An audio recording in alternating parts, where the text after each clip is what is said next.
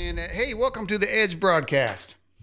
Well, thank you for having me on, brother. How you doing this evening? Man, if I was any better, I'd be illegal. That must be pretty great. I got kicked off YouTube. Does that count? Maybe so, maybe so. I- I'm So, gonna be honest with you, brother. I probably would have been on here a lot sooner. About the time you wrote me when you sent me the email, I seen the email, mhm, and about the same time, a gentleman wrote me on Facebook, sent me a private message, and for whatever reason, I thought it was you, mhm. and I said, yeah, I'll do your show, and thought to myself later, maybe I need to go back and read that email. Realized it was two different gentlemen, and then I got in touch with you. All right. Well, I'm certainly glad you did. And it looks to me we're talking about cryptids tonight in your YouTube channel, Nightmare Nuggets of Cryptid Terror. But Elijah, it looks like you've got some kind of monster right there next beside you. That's my good werewolf friend Murray. I bought him at Lowe's. Wow, they come through for you. Hey, let me do something real quick. And I know that your father recently passed away, Yes, sir, he did. and About September 10th. and you lost your mother as well. How's that? It is. I got just a little video. Well, so I'm going to just run this. It's just a real quick snippet. I'm going to run it, and then if you'd be so kind as to say how that you and your father got this going, would that be all right? Yeah, sure, I'd be happy to. All right. It's just a small clip.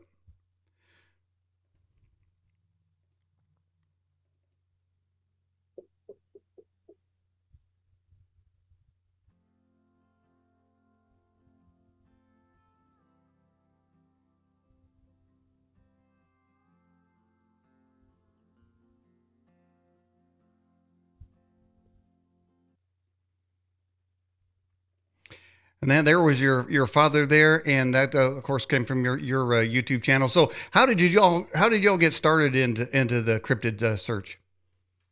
Well, I'll be honest with you, brother. That's kind of a long question. But I guess I'll start at the beginning. My dad, Johnny Henderson, he grew up in East Tennessee in a little town called Dayton, Tennessee. When he was growing up there, it was just a lot of woods. It was a very small town. Still is a very small town, but it's gotten a little bit of progress there. Uh, for those who are not familiar with the town, it's where the famous Scopes monkey trial took place, and it Wow. was basically where the starting point of evolution being taught in the schools, and Mhm. they had a court trial about that, very famous court trial. But he grew up there, and there's lots of stories of wild men and supernatural things from that area, and he would Mhm. always be told of our family history involving encounters with things of that nature. My family always told him that like in the early 60s they had some sort of a Sasquatch creature on their farm. It would follow them home at night. They'd be walking home uh, during the night along a dirt road. The trees would overhang the road, so it was very Mhm. dark, and they'd hear it following them. And they'd see up on the mountain hillside little dirt clods rolling down the hill. They could hear it Mhm. walking, following them. If Mhm. they'd start running, it'd run. If they stopped, it'd stop. When they'd walk, it would walk. And they'd run back home, and it'd be pursuing them the whole way. They'd get back home, shut the door, and they didn't have traditional locks on their door, so they'd push their oven, their stove up against the door to try to keep this thing out. And they could see it, whatever it was, would grab the door and shake it back and forth. Didn't seem like it knew how to operate the doorknob, but it still tried to get in. This continued, and eventually the family one night was sitting down. They're listening to Loretta Lynn records, and they start hearing this gruff breathing outside. And they looked toward the window, and something was looking in at them. Had red glowing eyes, kind of had a monkeyish looking face, and a wide nose like an old man. And is kind of breathing raspy or kind of lightly growling, one of the two. But from what I've heard, I think this window was about 8 feet off the ground thereabouts. And this was in the mountains, so they did the southern thing. They took a 22 rifle outside, and they were going to shoot this whatever it was. Got outside, nothing there. So zoom on a little further down the line, and my family's farm, they were having hogs disappear on the farm. And that time that was a person's livelihood. It was their food. They could trade with it. Had a lot of uses, but they thought some thieving neighbor was coming along and stealing their hogs off their property. So a couple of the family members did a stakeout, and they're going to watch and see who was coming on their property. Well, they sat down and watched, and they didn't expect this to happen, but they said it looked like a gorilla loped out of the woods, stepped into the hog fence, grabbed it by its front legs, its back legs, slung it over its shoulders like that, stepped back over the fence, and just walked off into the woods. And one of my uncles who was there, he said I wouldn't have shot it for anything.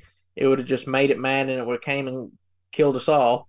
And he Mhm. was known for being a very gruff, mean individual, so he wasn't one to be afraid of things. And those were the kind of stories that were shared to my daddy as he grew up. You know, he loved monsters, he loved werewolves as he was a child, so he was always fascinated with stories of that nature. And we really started getting involved when we used to go camping at this park called Montgomery Bell State Park. Went there a whole lot in the early 2000s, and we were set up in our camp one night when the ranger came around to the campgrounds, and he was inviting people to come watch a documentary they had called The Legend of Werewolf Springs.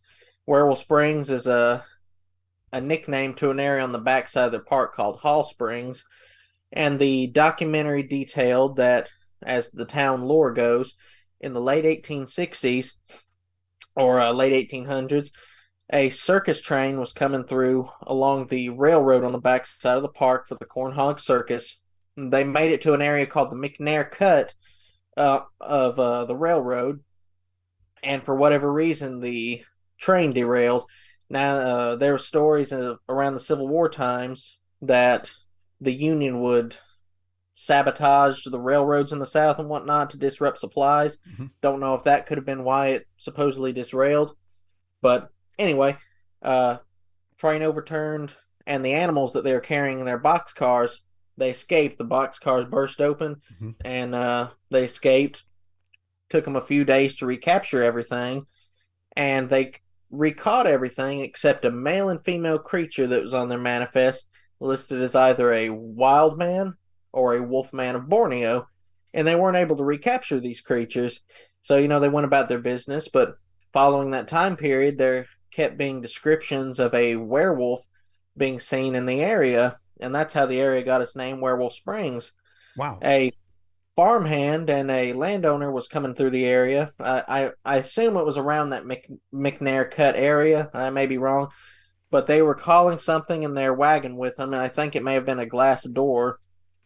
But they seen the werewolf off in the woods, and they tried to hurry up their horses, get away from it, and it started chasing them.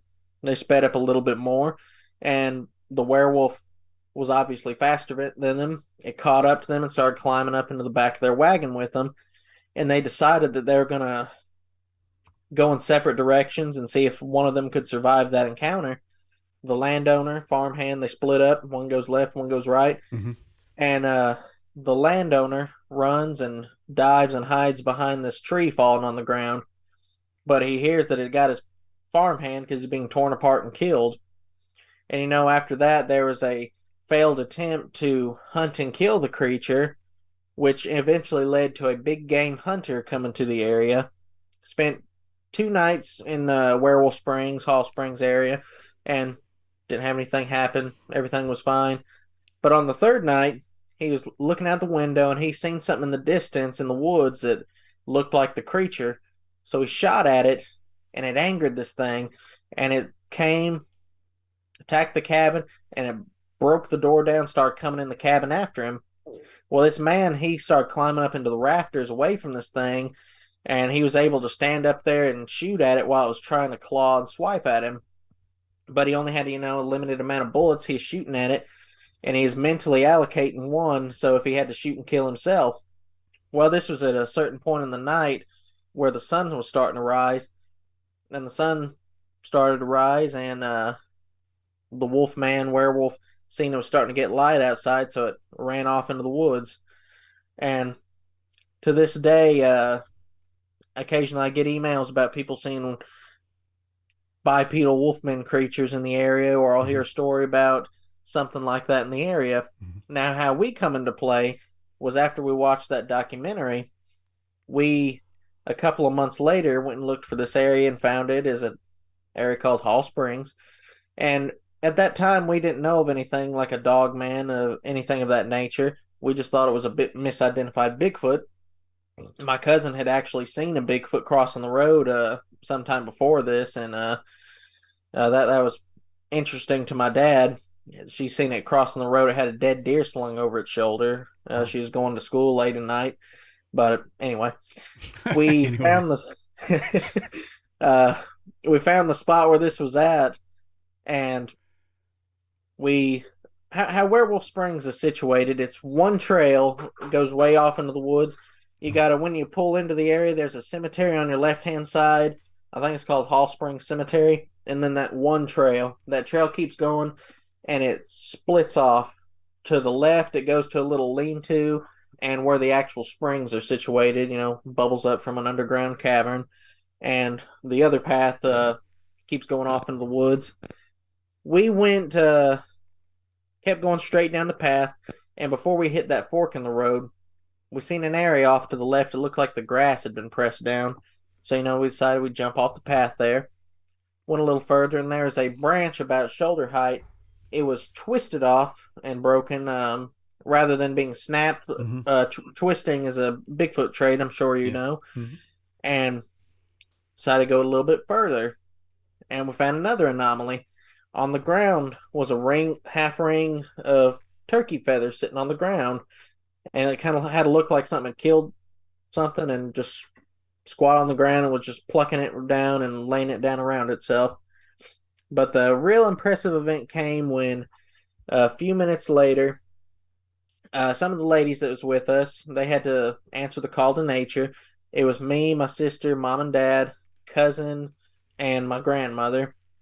And about that time, the wind started picking up. The weather started getting a little bit rougher, and the train came through on the railroad tracks that's fairly close by. And about that time, it started blowing its whistle.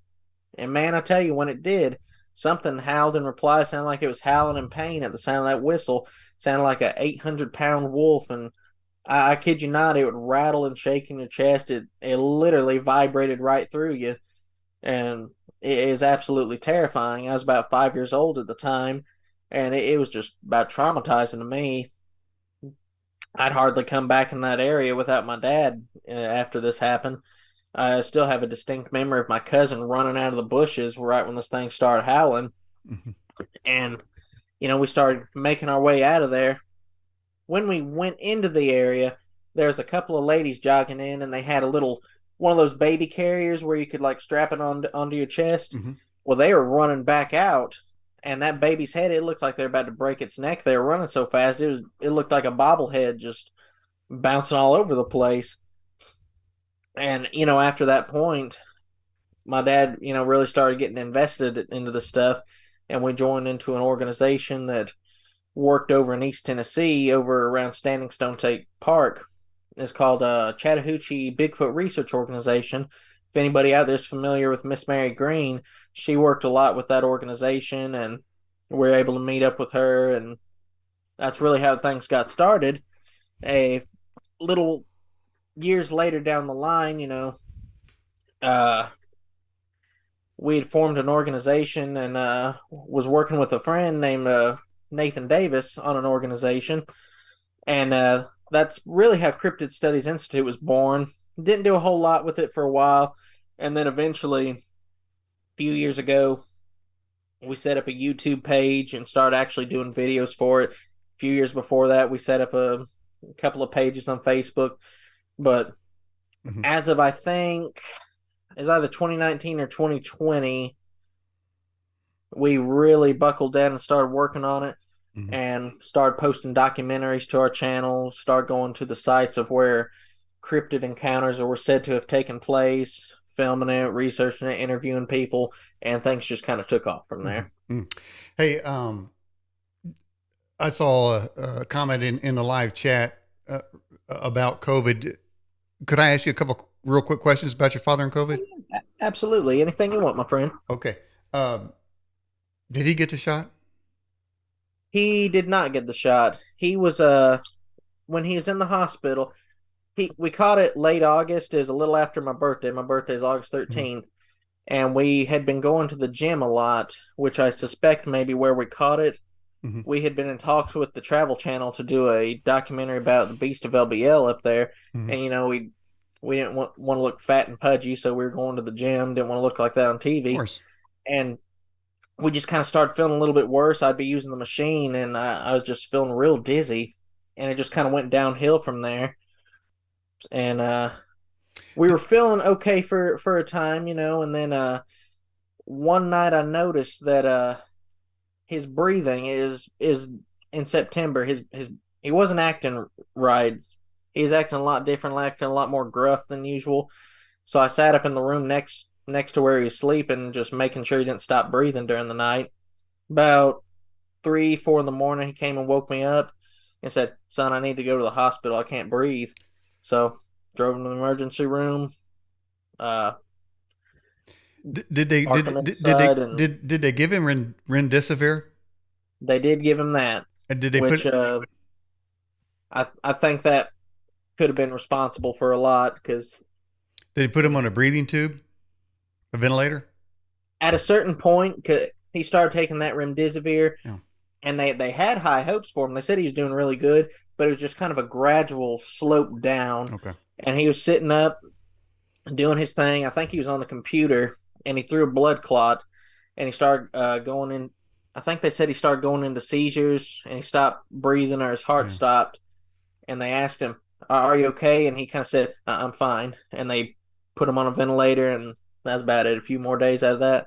Yeah. But I do want to let everybody know that the last words that he was ever talking about, the nurse told me, he was talking about the Beast of LBL. He was telling that nurse all about the Beast of LBL. He Mm-hmm. said, "When I get out of here, I'm going to catch that dang dog, man." Well, it's So, interesting. LBL, for those who don't know, is land between the lakes.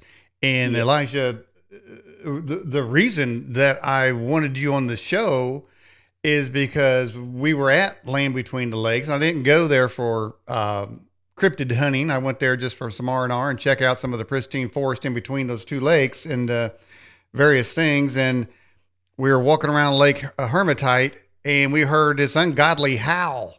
And then because I've been in the forest looking for Bigfoot before, um, I mean, I was startled because I wasn't prepared for it. You know, I wasn't thinking about it. I don't know why. I should have been thinking about it because in LBL, it looks like there's going to be all kinds of Bigfoot. But anyway, so I got a video here. Let me play this for you to see. I went ahead and did the tree knock, and I was looking to see if I could get a tree knock back. I actually did some howls too, and I didn't get a response. But I did get a response when I did a tree knock, but I didn't get tree knock back. I'll show you the video here in just a second. Let me jump out of the video, and then I'll put that on. So this is should be me. Um, Did you happen to get the howl recorded as well? no, like I say, I wasn't ready for it. So then I got my house recorded, but there was no return. But so listen to this.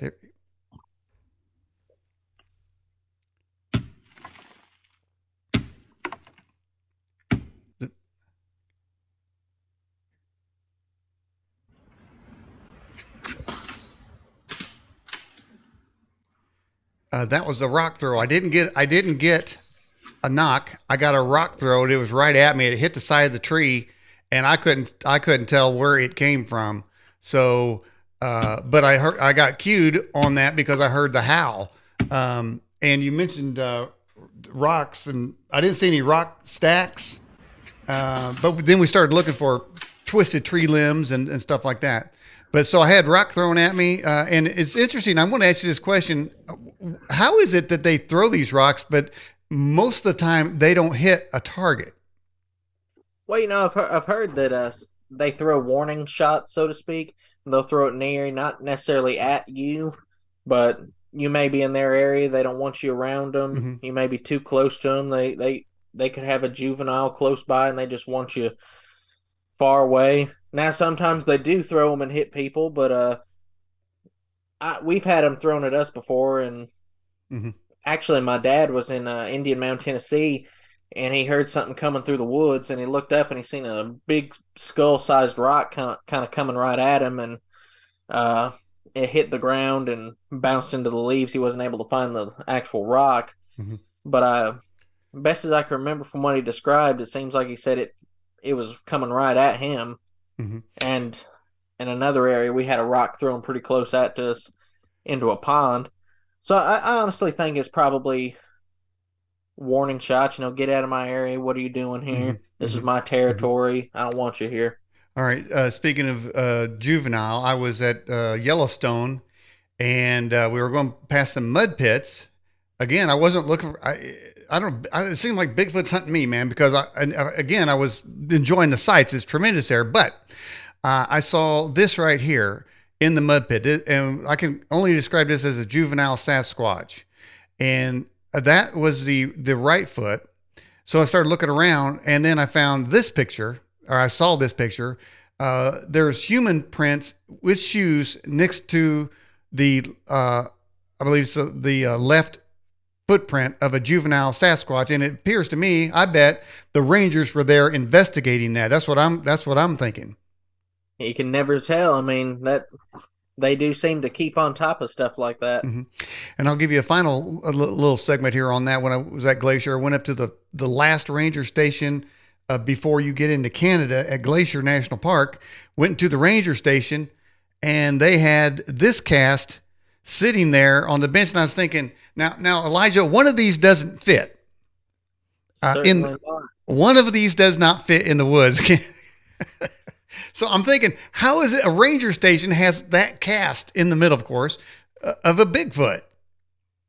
Now, were they keeping it there like as a novelty, like maybe it was real, but they're kind of jokey about it? Yeah, could be, but I see there's a cast there of maybe a cat or something like that too. But so anyway, so I've seen a number of things myself, but I after we got the rock thrown at us, we were driving around, and I thought, well, hey, let's just go ahead and find a video or a podcast from somebody in that's been to LBL, Land Between the Lakes, and it was you, and I believe it's your maybe even your dad in an older audio. And so I thought, man, we got to get this guy on the show. Well, I'm glad you wrote me. So there's a lot of creatures out there. Now, one of them is this. See, how do you put it in your website there? Where the Braying Beast. What is that, and where was it? Well, actually, ironically, it was about 30 minutes or less from Land Between the Lakes. Uh, there's a couple out there I know. I've been researching out there since I was actually very little, and they do have Bigfoot activity on their property. They live way off the road, off into the woods, um, pretty far away from other houses. There's one down the hill and off in the woods, but uh, pretty decently away from other houses. And for about 16 years, they've lived there, and most of that time, they've heard Bigfoot sounds out there. We've recorded whoops out there. We've had things roar at us, or well, roar in the distance, rather. Let me say that. Uh, they've recorded screaming, screeching, roaring things. But I called it the Braying Beast of Indian Mound for the reason that whatever's up there imitates a donkey braying. Bigfoot's known to imitate a lot of animals, but for whatever reason, up here it imitates a donkey. Now, on the main road years ago when I was little, they did used to be a donkey like down the road, a few houses down away from their property, but that one's gone, and now there's no donkeys in the area. Nobody Mhm. around owns one, and you still hear that to this day. A few months ago, as I was up there and recorded more braying sounds, I've lost the recording, unfortunately, but years back, we had a really great one, man. We were sitting around a campfire, and me and my dad, we had built a geodesic dome up there in their woods and used it as a camping spot. We're sitting up there, and up close to our campsite, something started doing that donkey braying, and it got choked. It sounded like it got choked on itself, and it started kind of coughing and braying and coughing at the same time. But you'll hear this coming from multiple directions, from all around. You hear tree knocks up there. They actually have a very unique tree knock up there. You'll hear it almost rapid fire, and you can take a 2x4 or whatever and hit it as fast as you can against a tree, and it'll do it right back. Um, you'll tree knock, and you'll kind of hear him move closer. We've you can hear sounds of almost sounds like tropical birds there at night. Just a whole lot of weird sounds, but Hmm. it's interesting that they're doing that donkey noise, and there are no donkeys in the area. Hmm. By the way, Elijah, we have a poll that's connected with tonight's interview with you. The poll question is, what monster are you most worried about? And their choices are Mothman, Sasquatch, Nutcrackers, Dogman, the Braying Beast, Werewolves, Shadow People, or the X. And Ooh, and right now, the X is leading the monster. So that's pretty scary. I mean, that can be very scary. Next up is Shadow People. Braying Beast got about 15%, so 24% on that. All right, so questions have been coming in. Let's go ahead and take a couple of those real quick, and we'll go back to our conversation. From Doc says, Elijah, have you seen Shadow People? I have not seen shadow people that I can say. My dad actually did when he was a younger man. This was in the early '90s. He lived in a apartment that's actually about 10, probably not even 10 minutes away from me. Uh, it was apartment number J10 of, I don't know what the apartment complexes were called at that point, but Mm-hmm. he lived there for a year or more, and he had a lot of supernatural stuff happening there. He told me that in the middle of the night, he woke up and there was a big shadowy shape at the end of his bed, and it kind of had a conical shaped head. And he thought that somebody just broke into his apartment and was about to beat him up or whatever. And he said, "Well, if I'm gonna die, I'm gonna go out fighting." So he dove out of bed at this thing and he ate the floor. There's nothing there. On another occasion, he is laying in bed, and this is around the time him and my mom just started dating. So he'd went to bed and he felt something sit down in the bed with him. Excuse me. And he felt something start rubbing his chest hair. And he was thinking it was my mom, April. And he realized, wait a minute, April went home a few hours ago. So he jumped out of bed and started running for the light switch. Said he was bumping into something all the way to the light switch. Turned it on. Nothing there. Mm-hmm. Let's see what else happened there. Hey, I I'll give you one that just happened to me recently, Elijah. So I'm laying in bed, and the wife is in another room, and all the lights are out, and there's a big bathroom, double doors always open, and all of a sudden, clanging and banging and stuff started happening in the bathroom, and I'm thinking, well, I didn't see her come in. I'm half asleep anyway, but I figured that she'd come in and was getting. She didn't want to turn the light on because she didn't want to wake me while I was awake, and I heard all this banging and stuff, and then went in there, turned the light on. She wasn't in there, and I said, "Hey, was you banging anything out here? Maybe it's echoing through the house." Yeah, no, your ears do not deceive you. You know where a noise is coming from. And I don't know how yeah many times I've seen that very sort of thing where clanging and banging. And I was in a tent one time with a buddy one time in the middle of somewhere, and all kinds of banging and clanging was happening. I figure, okay, it's possums. They got up and they're on the table and they're knocking off the cans and I mean all kinds of racket. Well, I didn't have no gun, so I was a little scared. Honest, I was younger, much younger. So as I said, waited till the noise came out. So we went out there to look. Nothing was moved, and it's interesting. Uh, there's a guy that was out west in well-known Bigfoot hunter. Him and some fellows built a camp out in the up middle of some mountain. Some of the best video or audio they ever got. They built a thing out of wood, but he was describing that they had banging, clanging, smashing around in there, and they went out and nothing was moved. How can we explain that?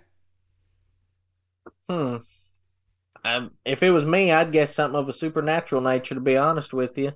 uh Maybe just trying to confuse or terrify somebody, something of a demonic Mm-hmm. nature, you I, know. I think I was. I think I would go into the. I was young enough to be completely terrified, and I think I probably would still be, even if it was now. Oh, Somebody believe out of the live chat says, "Do you have any pictures or videos of these things that are in the woods?"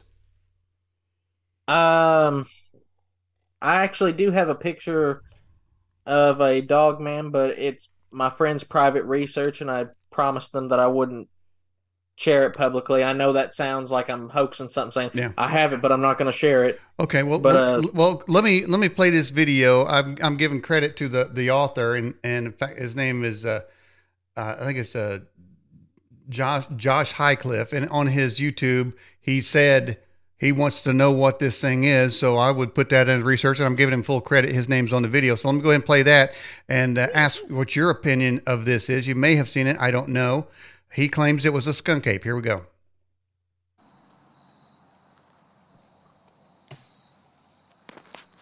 see something. Oh, there we go.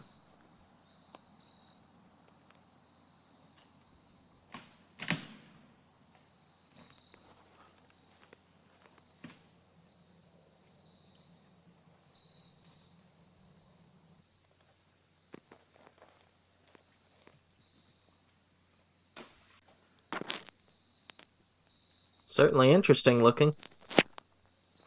This thing is tearing something off this tree and throwing it into this water.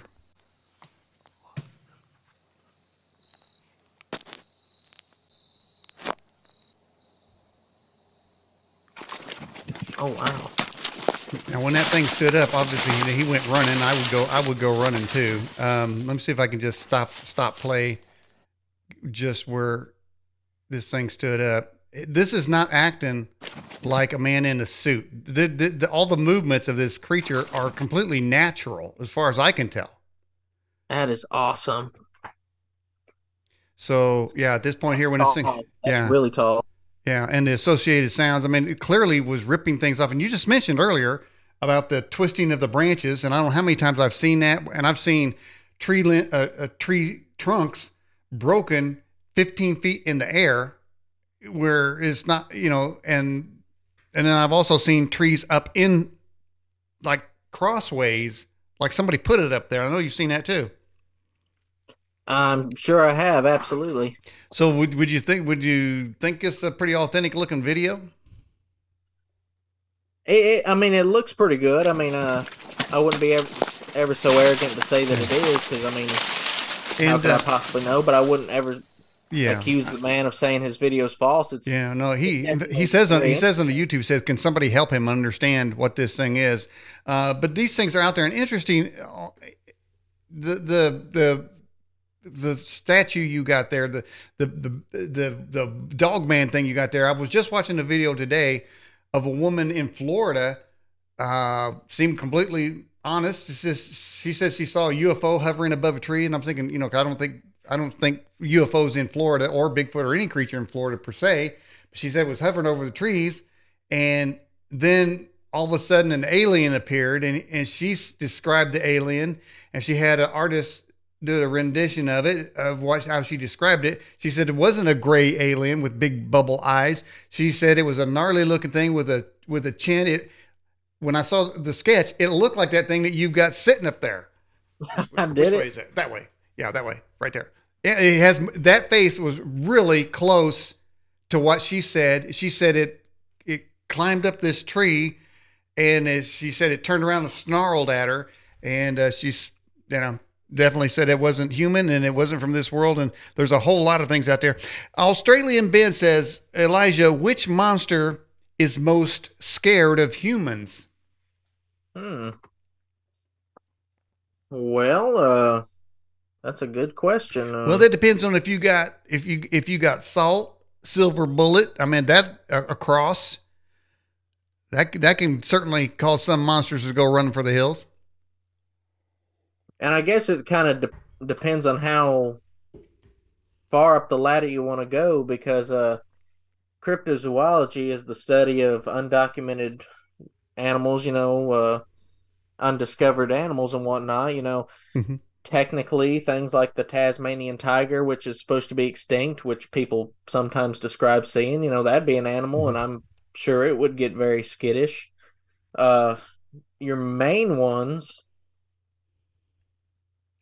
I would honestly, that's really hard to say, because I think I've heard stories before of somebody seeing a Bigfoot, it sees them and it runs off. My Hmm. family, back in the '60s or so, one of I don't know if he would have been an uncle or a cousin, to be honest with you, but he was riding his horse out into an adjacent field of where their house was, and his horse actually jumped over a Bigfoot that was sleeping in the field, and it scared that Bigfoot, it scared the horse, it scared my family member. They were all scared. The Bigfoot jumped up and ran off, and there's kind of multiple ways that story's told. Either my family member was knocked off the horse or is able to hold on. I'm not sure which one happened, but it got scared and startled out of sleep and ran off. So I guess it kind of depends. I don't hear a lot of stories of dogmen getting scared by anything. They Hmm. either seem to chase somebody and attack them or Hmm. just do nothing. Um, Um, so you're in East Tennessee. well, that's where my family's originally from. I'm actually based out of Clarksville, Tennessee. Okay, where's that Uh, at? Clarksville, Tennessee is close to Nashville. It's basically right around Hmm. the Fort Campbell Army base. When you were in East Tennessee, did you ever go to Brown Mountain in North Carolina? No, never made it down there, unfortunately. I'd like to go down there and see the lights, though, if I ever got an opportunity. Okay. Oh, so we went camping at a campsite, and let me see if I can bring that up here real quick. Close. It was actually in Tennessee, but we used it as base camp. So we did end up going to Brown Mountain, and let me go ahead and jump out of here real quick. While Uh, you're pulling that up, if you don't mind me mentioning, yeah. somebody asked me earlier if I had pictures of the stuff, and I did mention that I do have a Dogman picture. I Hmm. don't I don't put it publicly on videos, but if you ever catch me out at a convention, I have a folder of pictures. I do show it to people. Hmm. I ask people not to take photos of it because it was somebody else's private research, but it does travel with me. So if you're ever Okay. out and catch me around, All right. it's usually with So, me. so let me give a shout out to Jim and Christy Carpenter. They are the owners of Triple Creek Campground. So if anybody's in eastern Tennessee by the Newport area, be sure to camp there. And they didn't ask me for this plug. I just thought that campground was so great. We use it as base camp. We were all over western North Carolina, but we did go to Brown Mountain, and this Oh, is it awesome. there. Oh, it's beautiful. That's Brown Mountain. I'm zooming in on it. Now it's Right. daytime, so as far as the lights goes, I wasn't particularly thinking I was going to get anything. But as a researcher, sometimes you take a picture and you don't see nothing. You come home and you scrutinize it, you may catch something. And Absolutely. that was my hope here, that I'll just go ahead and film it in the daytime anyway. Um, and so yeah, it is a beautiful place. Next time we go down, we're going to head drive up there. This is actually the overlook for Brown Mountain, and but you can drive up to Brown Mountain itself and get up in there and see those lights from the top, I believe. Um, and so, Can't beat all those fall leaves. well, that's what we like about the your part of the country, man. We're here in Indiana. It don't look anything like this. As a matter of fact, here's a drive. We went. This is Tennessee I-40, and you're talking about, man. This is just. I know this is kind of upside the point, but hey, Elijah, I'm figuring there's all kinds of creatures in these hills, these mountains over here, aren't they? Oh, I'm sure there are. Bigfoot, Dogman, grave robber. Well, if they're still around, that is. They may have went extinct. I don't know. But Gray robber. well, over in Appalachian region of Tennessee, this is not a very well known thing. I've just always found it to be interesting. You can actually find newspapers about this too if you look. There there's kind of a tradition in the Appalachian Mountains of a critter they call grave robber. Uh, Wow. Back around before they started using metal caskets and whatnot, people would go into their graveyards, their family cemeteries and whatnot, and there'd be little holes burrowed in the grave that go all the way down. And something was going down there and literally eating the bodies. It dragged bones out. Wow. It dragged flags like off the different graves and make nests inside the coffins. And it was described as looking like kind of a mix between an anteater and a weasel. And yeah, it's just some sort of little rodent up there that people would occasionally see. Hmm. I think I have newspapers from Virginia.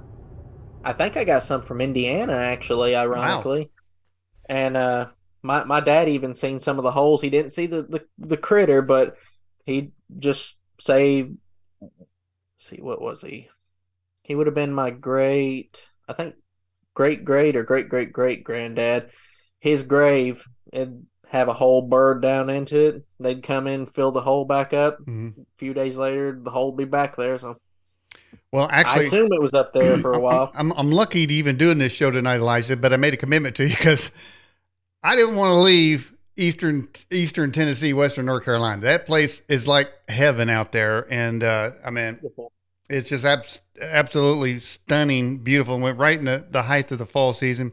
All right, hey, we got some more questions for you from Australian Ben. Sort of a tongue-in-cheek question. So, if Bigfoot imitates donkeys, does that mean Bigfoots are Democrats? I wouldn't want to think of Bigfoot like that, but it's I guess you never know, my friend. Hey, that reminds me of that's kind of another question. So we're deep in the hills, right? So we're going to unknown places. All of a sudden, man, we come to a bunch of houses and like five in a row, and they all had Confederate flags. Are there some holdouts from the Civil War still out there, Elijah? There's I'm sure there's a lot of people down here that would have that wish the South would have won that. Mm-hmm. Uh, you do see a lot of Confederate flags up here, and I'm sure there's a few. I don't know where they'd be, but I'm sure there's probably a few people sympathetic to the Nazi Wow, belief system too. Nazis. Wow. Okay. I don't lean that way, but Well, yeah. Okay. I know what you're saying. This is funny. All right. Believe says, do these things eat humans? Which one, Dogman, Bigfoot, or Any of these creatures, man? Anybody? Any of them human cannibal looking things? well, in Land Between the Lakes, as I'm sure many people have heard, there's supposed to be a lot of fatal attacks up there with the Dogman creature. Um, we've counted about 15 disappearances or deaths connected to the Beast of LBL, and I'm friends with a Mm-hmm. former law enforcement gentleman. He wrote a book, and I actually got it right here. I didn't know if that would come Mm-hmm. up tonight. He's counted 19, I believe, Is it David? Is disappearances. that David Pilates? No, that's a gentleman named Martin Groves. His book's on Amazon for Uh huh. anybody that wants to check it out. Okay. Beast Between the Rivers. It's a Beast of LBL attack story. He survived an encounter with it, and when he seen it, he said when the Dogman creature approached his camp, that it was holding a big old hunk of meat covered bone, something in its Mm-hmm. hand. Mm-hmm. I believe they probably do kill people and eat them, and you know, probably the same with Bigfoot as well. I don't know if this would mean anything, but the Native Americans used to call Bigfoot cannibal of the woods. They kind of look like men, so Mm-hmm. maybe they drag people off and eat them. Mm-hmm. Well, As that's as people, interesting. That's interesting. It seems like I remember somebody doing research on giants, and I guess back in the day, pre-flood, I believe they said they were cannibals themselves, probably because the was I, smaller humans couldn't feed them enough there.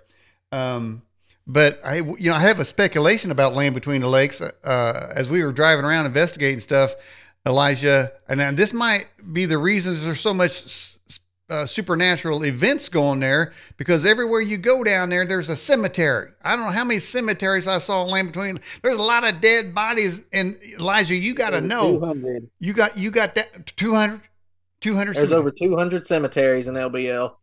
And you know that half of them people ain't dead. They're coming up out of the grave. This is weird stuff going on down there, man. There's certainly some odd things going on, my friend. I've actually got here behind me. I bought a map from up at the whatchamacallit, their office, and just marked out a location on everything I'd heard from up there. See, what was that road called? Uno momento, por favor. On 6880, which is right in the middle of it, there's been a lot of ghost lights reported out there going down the highway. Mm-hmm. Hmm. And then I seen somebody talking on Facebook in like a history of LBL, Explore LBL group, that one of the cemeteries they seen something white like pass through a gate or something like that. Mm. So there's definitely a fair share of supernatural stuff that goes on up there. Hmm. You know, people go up there and they practice witchcraft. You know, Hmm. anytime you're messing with some sort of demonic agency, it's going to Now show that's a itself. thing we were going. We wanted to see Mount Mitchell, which I think is the highest mountain east of the Mississippi. We didn't get to it, but we got near Asheville. And now Asheville is well known for witch activity. I think they're taking over down there. Mm, probably a lot of stuff going to fire up there then. So, hey, there are things you can see in the woods. I know one of them would be when you see rocks either stacked or if you see rocks in a circle. And it's interesting. These creatures, is it going back what you said earlier? They're marking their territory, or are they simply having fun? I would guess it'd probably have some deeper meaning to it. You know, it may show. I mean, I guess you never know. It could be a property marker. It could Hmm. be use this path here. It could be I found food over here. You know, Hmm. people in the area. You Hmm. never know. You know, they take branches and make the teepees with them. They break off branches. It could mean go this direction, go that direction, Have you stay ever out of this have you area. ever seen branches on a path in an X? Actually, up at Indian Mound, right almost in their front yard, like in the wood line in the distance, Hmm. there's a big old X off in their woods. Wow. All right. Which monster terrifies other monsters? Now, it don't seem to me all them monsters going to get along. Somebody's going to be messing things up, want to take control. So, Well, I hear that Bigfoot and Dogman they don't particularly get along well. mhm, Uh, Generally, in your parks and whatnot, there'll be Dogman activity in the north, Bigfoot activity in the south, and that seems to be how it stays. There's usually some sort of boundary between the two. I've heard stories of them fighting before, or one of them attacking and killing the other. mhm, I I know a lady. I'm friends with her, and years ago, my dad and a gentleman named Nathan Davis. I mentioned him earlier. They had a show called "Chasing Night Shadows" as a podcast. They interviewed a lady by the name of Connie, and she doesn't live there anymore, but she had a farm with Bigfoot and Dogman activity. There was Dogman on one side, Bigfoot on the other, and they didn't go into either one's territory, so to speak. And she had encounters with both of them on her farm. Nothing, excuse me, attacking the other, mhm, but they specifically avoided each other. mhm, mhm. Um, I have altered the way I hike.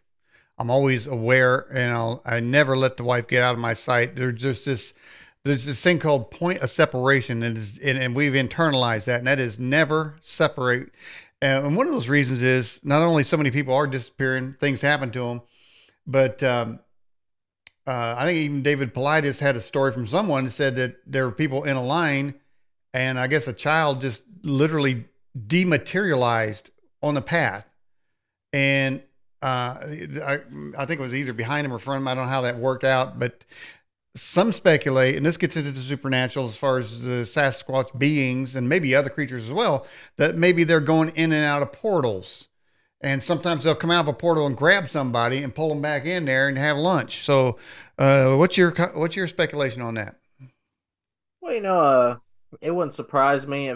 I think you could have a lot of things going on. One, you never know if the government's got some sort of strange technology and they're able to make people dematerialize and take them off to do no telling what. There's a lot of odd things connected to the government. To get back into the supernatural territory, like you were talking about, if you recall in the Bible when Jesus was being tempted in the wilderness, it said Satan came to him and took him up to a high mountain and showed him all the nations of the world, Mm-hmm. he took him above the temple. Now, either Satan was showing Jesus a vision, he was able to manipulate what he was seeing, or Satan literally had the power to teleport Jesus. You know, Mm-hmm. uh, if he does, who's to say that something of a demonic nature, which we cannot see with our natural eyes, Mm-hmm. poof in, take somebody away? Mm. Interesting you say that. I was just reading, I believe, in Matthew, and it's where Peter asked Jesus to let him out of the boat and walk on water with him. Jesus is out there in the storm and Peter's walking out there and then he starts to sink because he started to not believe, lack of faith Hmm. there. And it said this, and I never noticed it before. It said, and immediately Jesus grabbed his hand and pulled him up. So it just dawned on me that he wasn't near the ship. He was calling Peter out and Peter was walking. And Jesus was over here. But when Peter needed help, boom, he immediately transported right next to Peter and pulled him up out of the water. That's how I never Oh, read that before. that's a good point. He That's a said, very good yeah, point. he said, and immediately he pulled him out. That tells me that he moved from where he was. He bilocated there. All right. Australian Ben once again says, Elijah, what is the link between Bigfoot and UFOs? Do the Bigfoot creatures pilot these? And I got to tell you, I don't know how many Bigfoot people and UFO people I've had, but they just seems to be a common occurrence. There's going to be sightings when there's UFO activity. Well, people are absolutely right. They do encounter those things a lot. I met a gentleman at a convention, and I think it's 2018, who, oh, I forget exactly what he said. I think he seen a UFO hovering above the trees, and he heard like a big old call out of the woods, something of that nature. Mm-hmm.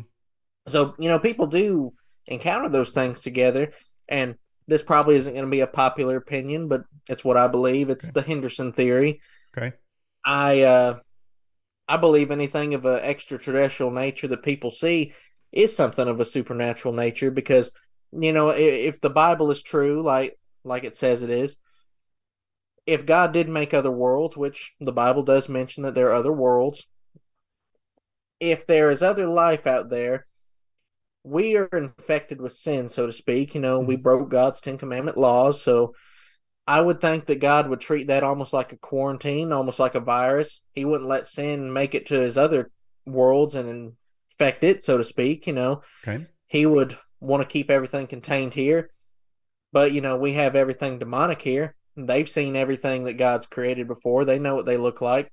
It wouldn't be hard for them to appear in the form of something else and, try to deceive somebody. I believe a lot of your UFOs are probably government crafts, probably a lot of the sightings of UFOs in the sky. But when somebody sees something physical like a gray alien or a reptilian in the flesh, anything like that, I believe it's probably something of a demonic nature transfiguring itself in that shape. The Bible says that marvel not, for Satan himself is transformed into an angel of light. Mm-hmm. That they can appear what they want to. The science of either projector or holograms are based on light. So I would think that he would be able to manipulate what he looked like, and I would think that that's probably why you see a lot of that stuff mixed together. That I do believe there is some sort of a physical creature out there. I've got hair samples in a photo frame over there that was genetically tested at a laboratory, and they came back as undocumented primate. We find scat in the woods. We find Mm-hmm.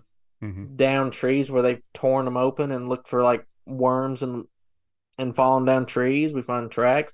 So we certainly find a physical aspect of something there, but I don't specifically believe that when we have something of an alien sighting, I don't believe that it's true aliens, so to Mm-hmm. speak. Yeah. And I don't know exactly to what end something supernatural would want to mix aliens and Bigfoot if that's what's going on. Mm-hmm. I can't claim to know the mind of some ancient entity like that, but I feel like that's probably what's going on. That's the Henderson theory. Mm-hmm. Well, you're bringing up another good point there, though, and we want to kind of go down here. So, this show's been on since 2003, thousand something interviews. Who knows? Um, um, so I've had all kinds of opinions. I've had one person on that actually saw an alien firsthand. It wasn't a story of one, but actually was there, and an alien appeared, and they went running. But um, it'd be your opinion, though. I've never heard it put that way. I like it. Why is it that people always go into camps? Like you probably have been disowned just for that opinion, by people who are looking for the same thing you're looking for, that I'm looking for. Is there a supernatural world? Are there supernatural creatures? What do we need to know? Why are they here? These kinds of things. And that's not taken away from our search for God and our walk with God. I mean, we're multifaceted human beings. We have an interest. God put a natural curiosity. The Bible says it is up to the matter of kings to search out a matter. And he made this world that has so many variations in it. So I don't see I have a problem looking for these things. But why is it that we can't, if everyone got along, so to speak, in that search, would we have a bigger picture? Or is it always everybody battling for their little piece and they can't allow somebody else's opinion to reflect on that? Well, I know you've seen it before that there is a lot of jealousy in the Bigfoot community. There's a lot of drama. Mm-hmm. If you don't agree with somebody, then they'll hate your guts for it. If you use the wrong term on something, they'll cuss you out. There's a it's terrible to say, but it's the honest truth. The worst people I've ever met are in the Bigfoot community, but the best people I've ever met are in the Bigfoot community as well. Mm-hmm. If there's not enough genuine interest in the search for truth rather than there is uh, cliquish behavior and, like I said, drama. And, there's a lot of people that may not agree with the way I look at things. That's Mm-hmm. okay. Mm-hmm. Everybody can have their own opinion on the matter. That's Mm-hmm. cool. Mm-hmm. Uh, even people, God grants people freedom of choice. People can believe whatever they want. There's So nothing wrong with that. you remind me of something that happened a few years back. We were attending what's called a Gen 6. That's Genesis 6 conference in Branson, put on by Steve Quayle, and they brought in experts, history experts, and technology experts, and then they brought in George Knapp. Do you know who he is? I And think I've heard the name before. yeah, he's closely related to Skinwalker Ranch. He's an investigative reporter with a television station, but he kind of rose to prominence because he started investigating these sort of subjects. Well, he was a speaker there. There's about 3,000 people there, and there was a lot of tie-in of the supernatural and the biblical aspect of these creatures, and a lot of things happened at Skinwalker Ranch which are unexplainable, including Bigfoot sightings. But he said this. He said, of all the groups that I have to speak with, this is the nicest group of people that I've ever spoke with. He said, because when he goes to a secular event where there's no spiritual, there's no Bible talk, there's nothing like that. He said, those people are they just yell at you. He said, I've been chased in the bathroom because somebody didn't like what I said. He said, I've been chased in my car. He said, they just say, that's not right. And this is not right. And he said, it was kind of refreshing. And I thought, well, now that was a good report for a giant room full of Christian people that are listening to these kinds of subjects. And he had that to say. So most of the time, that kind of comment isn't said, and so that I kind of appreciate that. But let's get to another question for you. Is the Dogman the mortal enemy of the werewolf? Or are they closely related?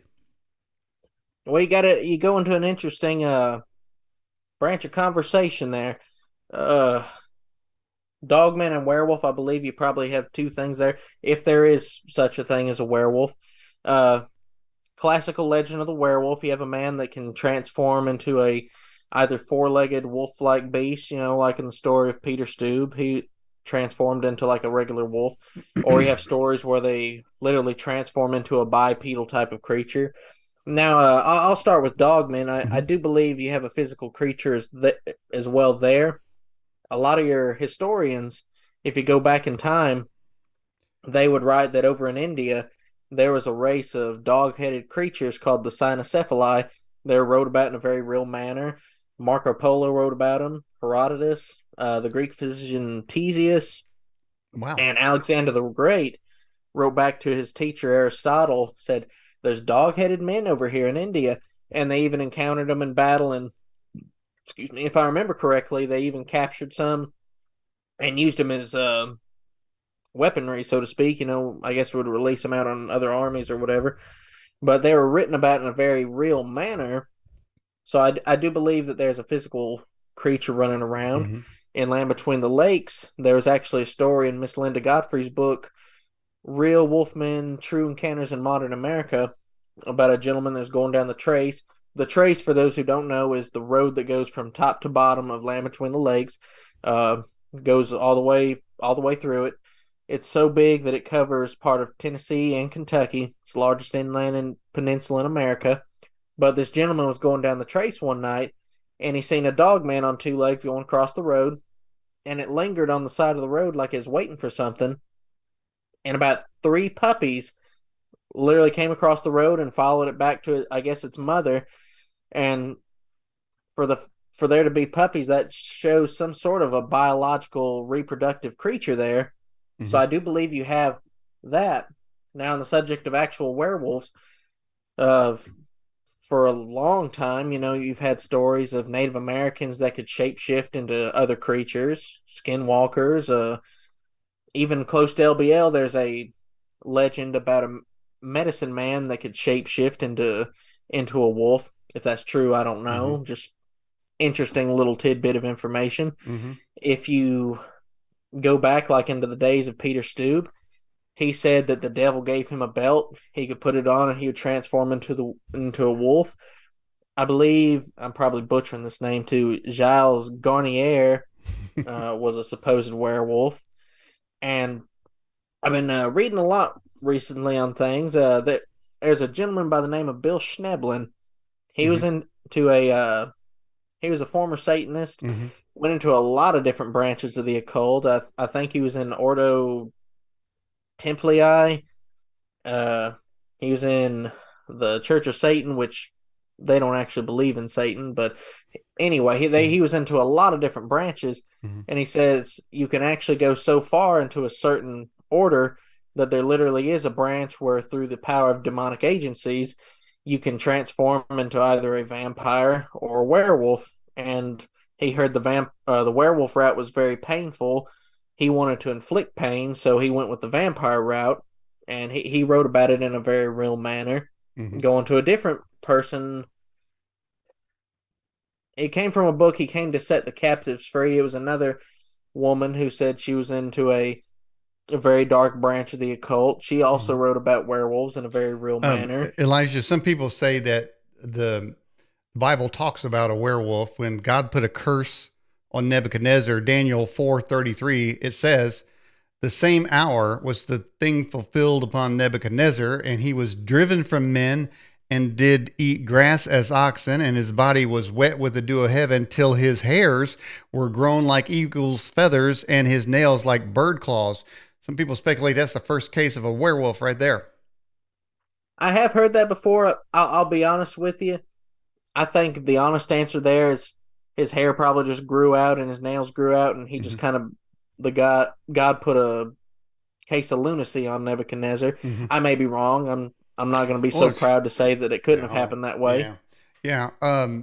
Talk about curses. I know that there's a legend that a chief Cornstalk at Point Pleasant, West Virginia, put a curse on that town, and that's what caused the bridge to collapse over there back in the '60s, I think. And as a matter of fact, I actually met by coincidence the bridge guy that works there. I mean, the Really? head guy. I thought, what was that?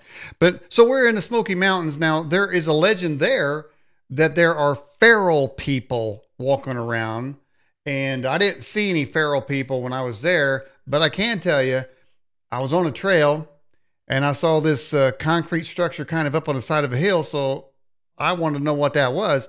So I went climbing up that hill, and next to it was a rock outcropping with those dark holes that you see like little miniature caves. Mm-hmm. And there was a gray wolf looking right at me. And I'm thinking, well, they're not supposed to be gray wolves in the Smoky Mountains, but he was right there, scared the crap out of me because when you go da da da da, bam, and there's this gray wolf looking at you. I thought I was going to be, maybe it was a wolf man, maybe it was a werewolf, maybe it was a dog man. I'm thinking it was a gray wolf. I don't know. It could have been any of those. But I went running down the hill, man. I don't know how I didn't fall down that hill. So later, of course, and then this is the thing. People say, well, why didn't you get a picture? Why didn't you get a picture of that Bigfoot? Why didn't you get a picture of that spaceship? Well, when you've been there, you got a run or flight situation. You're not thinking about your phone, and it's a thing in your hand that could cause you to slip if you don't have both of your hands when you're running down a hill. You've been running down hills in your life. I know you have. You live in the hills of Tennessee. you need both your hands, man. You don't want to be carrying a phone. You're going to trip trying to protect it. So, I didn't think about it. So later came back and I went up there. I mean, I was scared. Okay. I admit it. I know I'm a cowboy, should be scared, but I didn't know what was in that. I didn't know how many was in there for one thing, or how big this thing was. So I took a picture, and all I got was just a kind of a little kind of a fadey thing because he was kind of way back. He went kind of back in there, and so. But anyway, I can tell you there are creatures. But as far as feral people, could that be what people are mistaken, sort of like a Bigfoot, because they don't have a tendency to shave, and they always what I heard the last report, so two eyewitness reports said that they seen feral people, and that they're extremely hairy waist down, and both of them said that. Both the eyewitnesses said that. So I'm wondering, could that be mistaken for they be mistaken for Bigfoot? I believe it absolutely could. Mm-hmm. A lot of your old newspapers will talk about wild men of the woods. It easily could be some guy out of his mind up there. A lot of your encounters, because he's probably not going to wear clothes. Probably going to be really hairy. Uh, Probably going to be stinky too, I imagine. Probably going to stink real bad. Now, just Not eat very well. speaking of naked, stinky people, the so I think this guy's 60 years old in Iran who hadn't taken a bath in his entire life. He just recently died.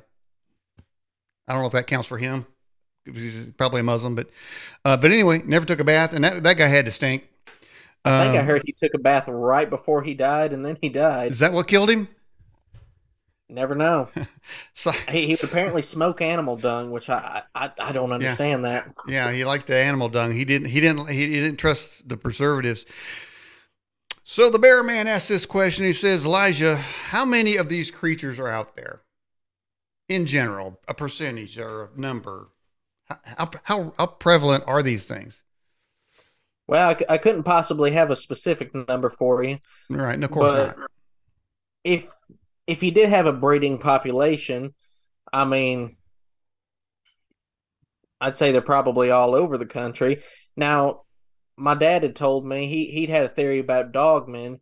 In the case with Bigfoot, it seems more human-like in nature, more ape-like.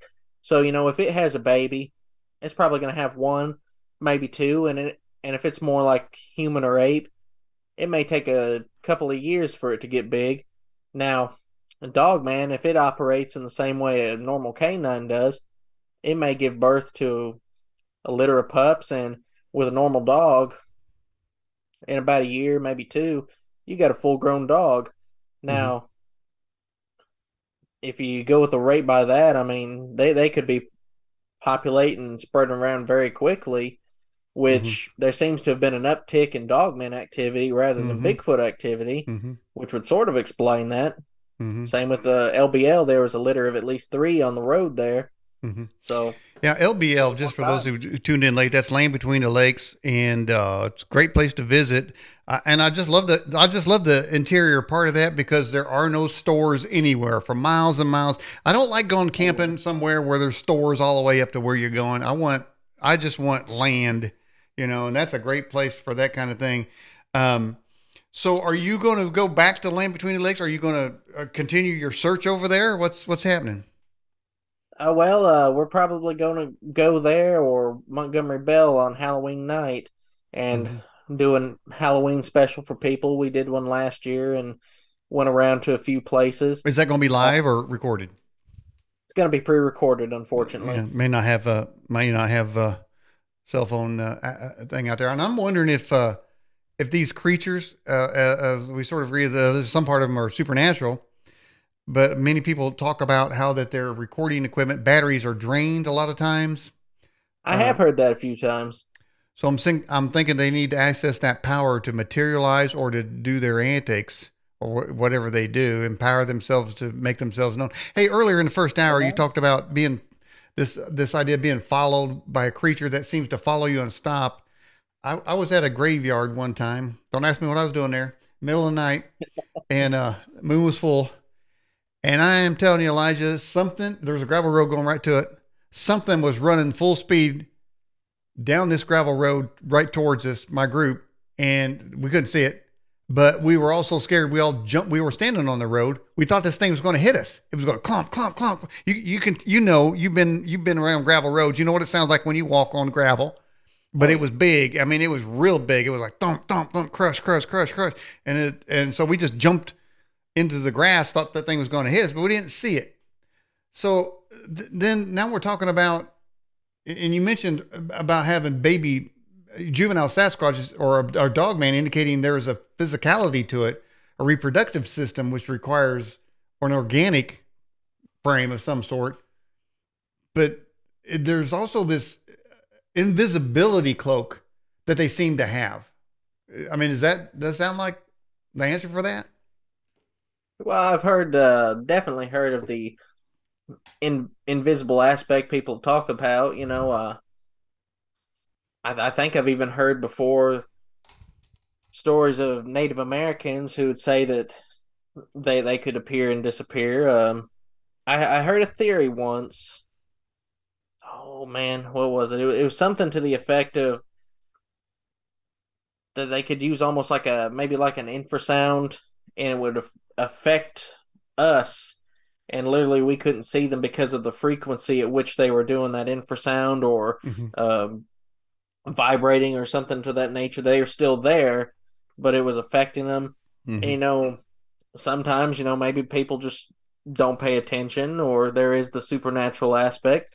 The reason I say don't pay attention because I read a story a while back of a gentleman who wore literally a hot pink Bigfoot outfit into the woods, and he was just right out in the woods where people could see him. People were walking past him; they didn't even know he was there. People didn't pay attention. He was right where they could see him, and they just didn't see him. They weren't looking, Mm-hmm. so they probably didn't believe there's anything like that. So they didn't feel a need to look. They just absorbed in their own little world. I think your And I think your statue's coming to life, Elijah. He's I moving. keep, yeah, This I thing, this keep thing bumping is into this thing is spirit. moving, man. Hey, I talked about that poll earlier, and I don't know if you remember me saying, but nutcrackers is on there. I have a nutcracker phobia. Okay, because I gotta tell you, the viewers know this. I got a feeling at nighttime, if you got one, they get up and start walking around, and they got those big old teeth. So I'm not a nutcracker fan. But anyway, let's check our poll results, see if we've changed anywhere. All right, it looks like as far as the monsters people worried about, looks like the X is still number one at 28%, Shadow People at 23, Werewolves now at 13, Braying Beast at about 11, Dogman 11. My favorite Nutcracker's down at 6, Squatch at 4.35. But it seems to me in those on that list, you seem like you're more likely to engage with a Sasquatch, certainly a Rabbit X. I mean, that's a given there. But it seems like Can't rule that out. that'd be more of a monster that you're more likely to incur. Wouldn't you think? Maybe so. You never know. People report a lot of dogman encounters these days. Well, let me ask you this question, Elijah. With the Dogman's, you said on the uptick. Um, there's a fella named he's passed on. His name's Russ Dizdar. He said toward the end there's going to be this dark awakening of some demonic major force in the world. I'm looking around the country and really the world, but mainly in the United States, and seeing some of the sickest crap ever imaginable is being let loose. People are turning into monsters, their self, and behaving in ways. You mentioned that you notice your father's behavior, and that's because you love him. You're an eyewitness to how he is regular and how he's not. Well, we have a sort of a general recognition of other people walking around what regular behavior is, and there's some irregular behavior to the max going on there.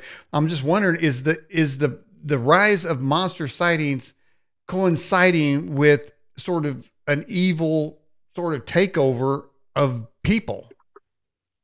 Hmm.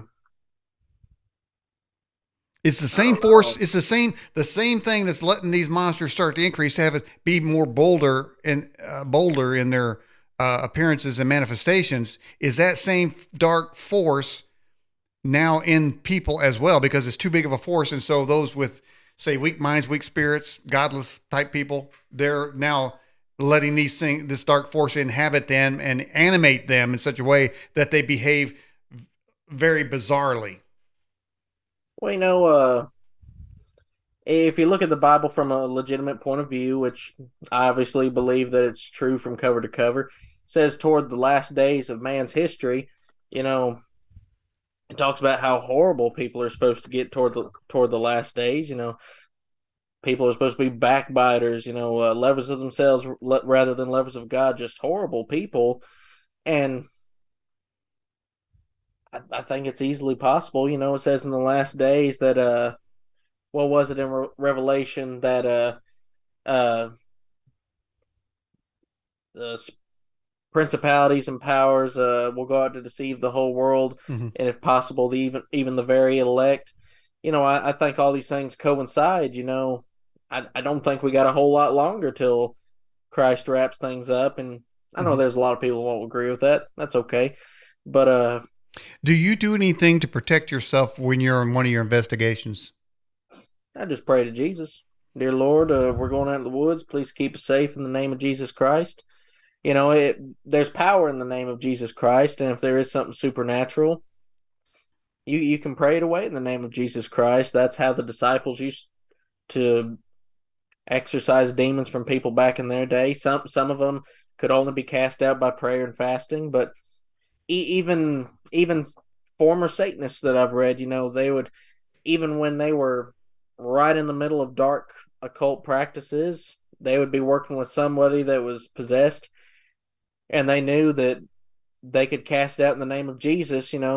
They're taught a lot differently about Jesus, but they knew that it would work to cast it out. So that's all I do. I go, Mm-hmm. Lord, please keep us safe, hold the car together. Mm-hmm. Keep gas in the car, protect us from anything. Just go with us in the name of Jesus Christ. So, so we're me and the wife's down in Arkansas Ozarks, way deep on an ATV, and we go down this trail that was spooky as hell.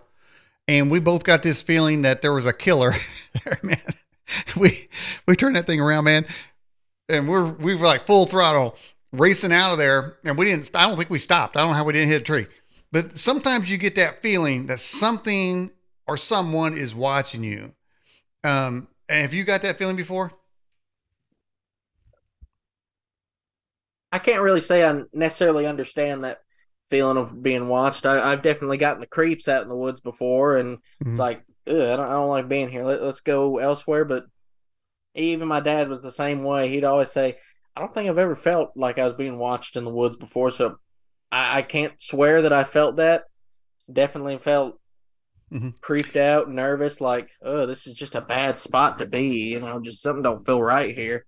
All right. Well, we're getting near the end here. I got a question for you, though. I pulled this from your YouTube here. I believe it. You're saying it's a haunted cabin. I'm going to roll it, and maybe you can tell us what's going on here. What's happening here? Let me get So this. that was ironically, it was the nurse that worked with my dad when he was dying. She contacted me that her brother's friends went camping at Lamb Twin the Lakes. This was around the Kentucky Tennessee state line, close to there. Mm-hmm. So her brother had been invited to go on a camping trip to this cabin here. He couldn't make it, but his friends still went. They brought a dog with them, and they went there. And they said that sometime during the night, something literally came through and kicked the door off the hinges, and frightened them. Mm-hmm. I went outside, and there was actually snow on the ground when this happened. There was no tracks in the snow of any kind. Mm-hmm. And when I went there, even the screws were broke off in the frame of the door. They're broken half. There's pieces of the wood pulled out. This was a big solid door, man. Mm-hmm. So something strong came through, knocked it down. And they were hearing little kids giggling, I think. Sounds of Wow. The lore of Brown Mountain Lions. A lot of them have developed over time.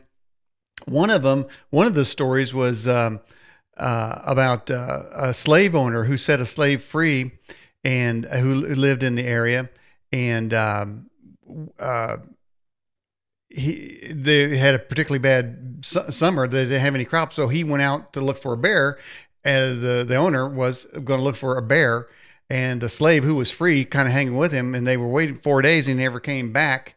And so the slave, after about 5 days, he took a lantern and started going out around Brown Mountain looking for his old master to find the guy because he's a nice guy. And his name was Jim, by the way. And they say to this day, he's carrying a lantern around through the hills and hollers of a Brown Mountain, looking for the guy that got lost and never came back. Interesting. I like stories like that, and that's really one of the reasons I we tuned into your podcast. Man, Nightmare Nuggets of Cryptid Terror. Tell us about that. What can people see when they go there? Well, the most recent one people see is the Braying Beast of Indian Mountain, Tennessee. It's I think about an hour long or a little over an hour long, so you'll probably enjoy that when you come. My channel is Cryptid Studies Institute, and our documentaries are Cryptid Nightmare Nuggets of Cryptid Terror. There we go. There you go. Uh, I like. quite a bit for people to go through. We go to Mhm. Land Between the Lakes, stories from East Tennessee, over in my dad's hometown, and around Clarksville. You know, there's just an epicenter of interesting things. We've been doing a series on the Bell Witch. I've got one more that I got to do there, but two parts in, and yeah, a lot of interesting content for people to see. Hopefully, in a few days, I'll have a Halloween special out for y'all. So Hey, cross your fingers to get is there something. a train in Clarksville? There's a lot of trains in Clarksville. Have you ever took the Uh, last train? Not that I know of. Haven't had opportunity, I reckon. You know where I'm going with that one. All right. So when you say institute, would you say that if somebody were to watch your videos, that they would sort of be educated on how to look and see evidence of these creatures that's out there? I'm sure we bring it up from time to time. It really just depends on what the video is, because some are past stories, some are will feature eyewitness encounters in there, or really just depends. We try to educate people as best we can. We bring the historical factor into it, scientific, eyewitness account, tell the original stories of what happened. We go on site, so we try to educate people as best as we can. Mm-hmm. All right. So we got the, and we actually have a link to your YouTube channel in your bio section. Thank you. And Elijah, I'll send you the links after we edit and upload the show permanently. You'll see it disappear on the website. Then it comes back after it's uploaded. Takes a little bit longer on Rumble, I noticed, than it did on YouTube. We still do it. Anyway, I appreciate you coming on the Edge broadcast. How'd you like the interview? How'd it work for you? Did it seem all right? Daniel, this was great interview. You're a great host, and it's good to meet you, my friend. All right. It was good to meet you too. And we'll have you back on the show sometime. Yeah, sounds great, man. All right. Thanks so much, Elijah. Hey, brother, you have a great night. You too. Bye bye.